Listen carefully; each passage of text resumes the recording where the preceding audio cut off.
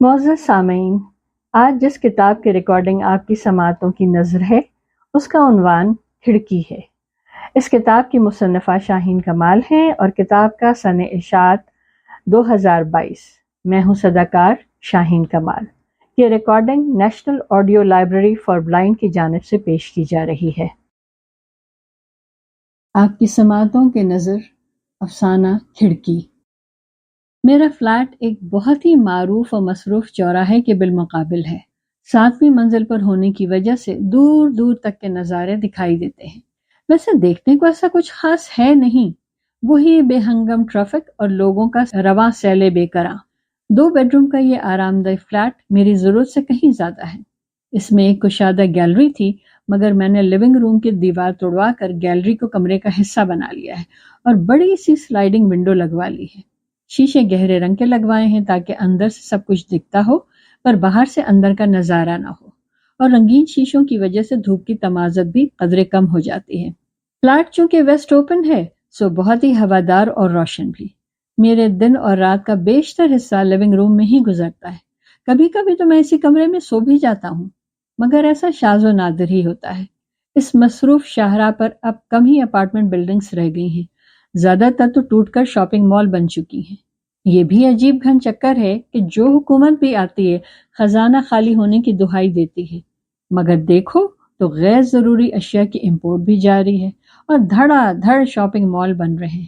سمجھ میں نہیں آتا کہ جب مال نہیں تو مال کیوں؟ یہ علاقہ سمندر کی قربت کی وجہ سے مجھے بہت پسند ہے۔ کھڑکیوں سے اب سمندر تو نہیں دکھتا، مگر سمندر کی مخصوص نمکین ہوا شام کے وقت دل کے رخسار پر ہاتھ رکھ کر دلداری کر ہی دیتی ہے۔ میں نے جذباتی طور پر ایک بہت مشکل زندگی گزاری ہے۔ جب مرتضی میرا تیسرا بیٹا فقط 10 سال کا تھا تو فرحانہ میری شریک حیات، کیا واحد لفظ ہے نا، میری زندگی سے نکل گئی تھی کہ اس کی پرانی محبت اس کی زندگی میں لوٹ آئی تھی۔ میں بے وقوف، مجھے علم ہی نہیں تھا کہ میں تو اسٹیپنی ہوں۔ میں ہمیشہ اسی مغالطہی میں رہا کہ میں اس کا محور و محبوب ہوں۔ خدایا خدایا، محبت اور اس کی خوشگمانیاں۔ شادی کے شروع دنوں میں نے کچھ سرگوشیاں فرحانہ کے افیئر کے متعلق سنی تو تھیں، مگر میں نے انہیں محض جوانی کی شوخی اور وقتی ابال ہی سمجھا۔ ہم لوگ اچھی زندگی گزار رہے تھے اور ہمارے 3 بیٹے تھے۔ بظاہر ہم لوگ خوشباش اور مطمئن کپل تھے، پر عورت کے من کے بھید کو کب کوئی پا سکا ہے؟ عورت شاید 2 انتہاؤں کی مخلوق ہے، نہ اس کے چلتر پن کی تھا ہے اور نہ ہی لگاوٹ اور معصومیت کی انتہا۔ وفا پہ آئے تو اگنی پرکشا میں سفل، اور بے وفائی پہ اترے تو باہیں آپ کے گلے میں ہار اور خیالوں کے رس میں صنم سوار۔ خیر، اس ایشو پہ بدمزگی بیکار تھی۔ جب اس نے جانے کی اجازت چاہی تو در حقیقت وہ جا ہی چکی تھی، سو اس کی منت کرنا یا اسے روکنا فضول تھا۔ میں بھی بٹی ہوئی عورت رکھ کر کیا کرتا؟ بس ایک سوال پوچھا کہ 3 لڑکے میرے ہی ہیں نا؟ اس نے حلفیہ جواب دیا کہ ہاں۔ میں نے اسی لمحے 3 لفظوں سے اس اقرار کو ختم کر دیا جو شاید اس نے دل سے کیا ہی نہیں تھا۔ میں نے لڑکوں کو اپنے پاس رکھ لیا اور جو سامان وہ چھوڑ گئی تھی اس کو ساحل کی گیلی ریت پر بون فائر میں جھونک کر خاکستر کر دیا۔ مگر کمبخت یادیں اتنی آسانی سے کب چھوڑتی ہیں؟ نہ جلتی ہیں نہ بسرتی ہیں، بس کلیجہ چیرتی ہیں۔ لوگوں کا کیا کہنا، ان کا تو دل پسند مشغلہ ہی دوسروں کے زخم کو کریدنا ہے۔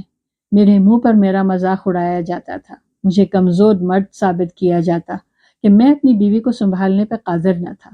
میں ان دنوں اپنے کولیگز کا پسندیدہ لطیفہ تھا اور اپنی زندگی سے شدت سے بیزار بھی۔ میں نے بہت کہہ سن کر اور منت ترلے کر دوسری برانچ میں ٹرانسفر کروا لیا۔ زندگی کیا تھی؟ بس ایک جبر مسلسل تھی۔ آج ایک تلخ حقیقت کا اعتراف بھی کر ہی لوں کہ فرحانہ کے جانے کے بعد جانے کیوں میں اپنے 3 بیٹوں کے لیے اپنے دل میں وہ پہلی سی شفقت پدری محسوس نہیں کرتا تھا۔ میں اعتبار و بے اعتباری کے بیچ گویا خلا میں معلق تھا، مگر زندگی کب رکتی ہے؟ میری بھی گرتے کرلاتے کٹھی گئی جدائی بھی، کب یہ ہوا کہ مر گئے۔ کٹھی گئی جدائی بھی، کب یہ ہوا کہ مر گئے۔ تیرے بھی دن گزر گئے، میرے بھی دن گزر گئے۔ 5-6 سال کے بعد دوسری شادی کا ارادہ تو کیا، مگر کوئی پسند ہی نہیں آئی۔ شاید میری پسند کا سانچہ اللہ میاں نے مدت ہوئی متروک کر دیا تھا۔ عجیب ڈب کھڑبی عورتیں نظر آئیں، دل تو دور کی بات کوئی آنکھ تک میں نہ سمائی۔ سو پھر میں نے بھی شادی کے خیال کو ترک ہی کر دیا۔ ویسے بھی میرا ایمان محبت پر سے اٹھ چکا ہے۔ محبت اب مجھے نرا ڈھکوسلا لگتی ہے۔ لڑکوں کا اپنی ماؤں سے رابطہ ہے، سنا اچھی گزر رہی ہے اس کی، گڈ فار ہر۔ تینوں لڑکے یکے بعد دیگرے پردیسی ہوئے اور میں اپنی تخلیق کردہ جنت میں آدم کی طرح اکیلا۔ ریٹائرڈ لائف آپ سے بہت کچھ چھین لیتی ہے، جیسے وقت تو وافر ہوتا ہے مگر مصروفیت نہیں، زندگی تو ہے مگر امنگ نہیں، رسد ہے مگر طلب نہیں، کل کاغذی پھول جیسی، دیکھنے میں بھرپور مگر بیکار، گویا خالی کارتوس۔ دوست کچھ بچوں کے پاس باہر چلے گئے، کچھ نے اللہ کا در پکڑ لیا اور کچھ کو بیماریوں نے جکڑ لیا۔ تینوں لڑکوں نے اپنی اپنی شادیوں کی رسمی سی اطلاع دی اور میں نے بھی تحفے کے ساتھ مبارکباد اور دعا بھیج دی۔ ریٹائرمنٹ کی رقم سے میری گزر اوقات آسانی سے ہو جاتی ہے۔ میں نے اپنے لکھنے کے شوق کو اب اپنا ذریعہ معاش بھی بنا لیا ہے۔ فری لانسر ہوں، بلاگ بھی لکھتا ہوں اور زندگی کی کہانیاں اور افسانے بھی۔ کہانیاں لکھنے کی تحریک مجھے میری کھڑکی دیتی ہے، جی وہی گیلری والی سلائیڈنگ ونڈو۔ 4 سال پہلے میرا منجلا بیٹا اپنی بیوی کو شمالی علاقہ جات دکھانے کے لیے پاکستان لایا تھا۔ اس نے بہت اصرار سے پوچھا کہ ابا آپ کے لیے کیا لاؤں؟ میں نے اس سے بہترین قسم کی دوربین منگوائی۔ اس وقت تک مجھے گمان بھی نہیں تھا کہ یہ دوربین میری زندگی کا ٹرننگ پوائنٹ ثابت ہوگی۔ دوربین میری زندگی میں کیا آئی کہ میرے روز و شب کے معمولات ہی بدل گئے۔ میں صبح سویرے اپنی گیلری والی کھڑکی کے پاس دوربین سیٹ کر کے بیٹھ جاتا اور بس سٹاپ پر کھڑے لوگوں کو دیکھتا رہتا۔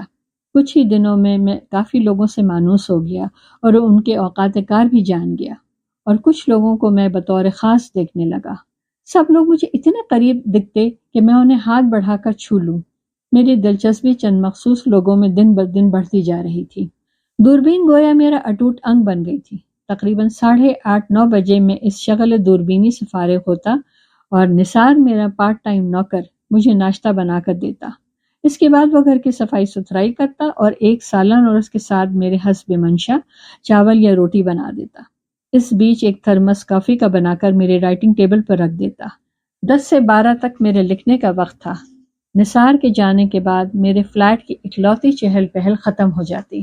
گھر میں ہیں بس 6 ہی لوگ، گھر میں ہیں بس 6 ہی لوگ، 4 دیواریں، چھت اور میں اور دوربین ایک دوسرے کو کمپنی دیتے۔ اس وقت میرے دیکھنے کا سبجیکٹ مقرر نہیں تھا، کہیں بھی کچھ بھی دیکھ لیا کرتا۔ کھانے کے بعد کچھ دیر قیلولہ اور کچھ پڑھنا یا سننا، پھر 4:30 بجے سے میں دوبارہ پوری دل جمعی سے بس سٹاپ پر اپنے منتخب کردہ کرداروں کا انتظار اور ان کا مشاہدہ شروع کر دیتا۔ میں ان کرداروں کا اس قدر عادی ہو گیا تھا کہ ان کی زندگی کے بارے میں پہرو سوچتا۔ میں تقریباً 3.25 سال سے ان دونوں کو دیکھ رہا تھا۔ اصل میں لڑکی کی ملاحت نے مجھے اس کی جانب متوجہ کیا تھا۔ بلا کی نمکین اور پرکشش لڑکی تھی۔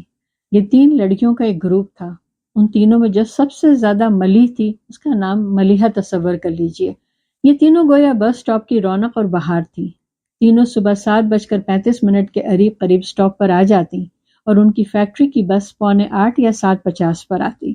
اس سے ذرا پہلے ایک خوش جمال بھی آتا، اس کا نام جمیل فرض کر لیتے ہیں۔ خوش رو ہونے کے ساتھ ساتھ وہ خوش لباس بھی تھا۔ وہ ان لڑکیوں کے روانہ ہونے کے 20-25 منٹ بعد جاتا۔ اس کا اتنا سویرے آنا اور اپنی راؤٹ کی بس کو قصداً چھوڑنا مجھے چونکا گیا۔ غور کیا تو جمیل اور ملیحہ کی آنکھوں کے اشارے اور دبی دبی مسکراہٹ بہت کچھ یہاں کر گئے۔ یہ محبت کی کہانی میرے سامنے ہی پھلی پھولی۔ اب اکثر ملیحہ وقت سے پہلے اکیلے ہی سٹاپ پر آ جاتی اور جمیل بھی آ جاتا اور ان کی مختصر گپ شپ چلتی۔ بعد میں وہ دونوں لڑکیاں آتی اور ہنستی ہوئی ملیحہ سے ذرا فاصلے پر کھڑی ہو جاتی۔ واپسی پر بھی جمیل پہلے آ جاتا اور بے چینی سے فیکٹری کی بس کا منتظر رہتا۔ پھر یہ ہونے لگا کہ واپسی میں جمیل کچھ قدم ملیحہ کے ساتھ چلتا۔ اب اشاروں کنایوں سے بات گفتگو اور لفافے کے تبادلے پہ آ چکی تھی۔ یقیناً فون نمبر کا بھی لینا دینا ہو چکا ہوگا۔ ملیحہ کی ملاحت میں روز بروز اضافہ ہو رہا تھا اور اب وہ سٹاپ پر موجود بہت سے لوگوں کی توجہ کا مرکز تھی۔ ایک دن ملیحہ کی سج دھج دیکھنے والی تھی۔ باقی دونوں لڑکیاں بھی اس سے بہت ہنسی مذاق کر رہی تھیں۔ اس دن ملیحہ فیکٹری کی بس پر نہیں چڑھی بلکہ جمیل کے ساتھ ٹیکسی میں بیٹھ کر کہیں چلی گئی۔ پھر یہ اکثر ہونے لگا۔ 1-2 مہینے پر جمیل کے ساتھ ٹیکسی میں بیٹھ کر کہیں چلی جاتی۔ پھر ان کے تعلقات میں پہلے جیسی گرم جوشی اور وارفتگی نہیں رہی۔ خاص کر جمیل کی طرف سے خاصی سرد مہری کا اظہار ہوتا۔ اب سٹاپ پر بھی وہ دیر سے آنے لگا تھا، اکثر ملیحہ کے بس کے جانے کے بعد آتا۔ ملیحہ کو سٹاپ پر نہ پا کر اس کے چہرے پر پھیلتا سکون میری دوربین کے حساس لینس سے پوشیدہ نہیں تھا۔ یہ مختصر لو سٹوری اپنے منطقی انجام پر پہنچ چکی تھی۔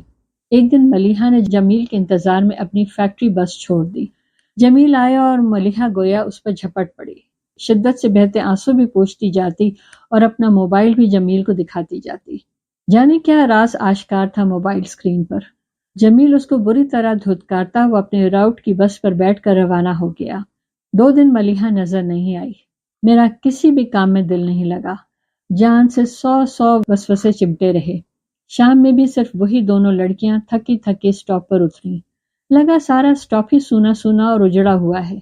پھر ملیحہ تو نہیں، البتہ اس کی غمزدہ پرچھائی خاموشی سے سٹاپ پر آتی اور کسی سائے کی طرح فیکٹری کی بس میں بیٹھ کر فیکٹری چلی جاتی۔ وہ دونوں لڑکیاں بھی اب چولہے نہیں کرتی تھیں۔ پورا سٹاپ ہی ویرانے میں بدل گیا تھا۔ پھر ایک دم سے ملیحہ نے آنا بند کر دیا۔ جانے کیا بیتی اس پر۔ جمال اب پہلے سے بھی زیادہ تر و تازہ اور بن ٹھن کا دفتر جانے لگا تھا۔ وہ دونوں لڑکیاں بہت سنجیدہ اور سہمی ہوئی آتی اور بس کے انتظار میں نظریں زمین پر گڑائے رکھتی۔ اب میں نے بھی دوربین رکھ دی، بس خالی خالی نظروں سے اپنی ویل چیئر پر بیٹھا آسمان پر اڑتی چیلوں کو دیکھتا رہتا ہوں۔ شاید میں بتانا بھول گیا تھا کہ پچھلے 5 برسوں سے میں ڈسٹل ڈسٹروفی میں مبتلا ہوں۔ اب میری نقل و حرکت بہت کم ہو گئی ہے، بمشکل دیوار پکڑ کر یا سہارے سے باتھ روم جاتا ہوں۔ اب تو میں ٹائپنگ بھی نہیں کر پاتا۔ ہفتے میں 2 شام ایک لڑکا بختیار آتا ہے اور میری وائس ریکارڈنگ کو ٹائپ کر کے جہاں مجھے بھیجنا ہوتا ہے وہاں بھیج دیتا ہے۔